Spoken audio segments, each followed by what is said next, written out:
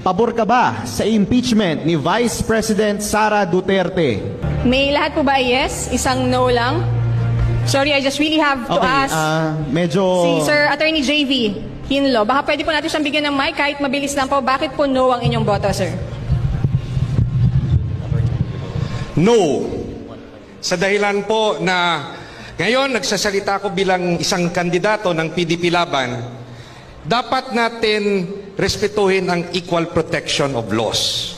Bakit aatakihin lang si VP Sara at hindi natin pag-aralan at suriin ang confidential fund ng Pangulong Marcos at ng mga departamento na under kay Pangulong Marcos? Bakit si VP Sara lang? Hindi ba patas ang batas? Kayo po na nagsasabing corrupt si VP Sara, ba't hindi nyo inaatake ang ibang departamento at si Pangulong Marcos? Patas ba ang batas sa inyo? Patas ba? Dapat lahat, kung atakihin yung isang tao, pantay-pantay.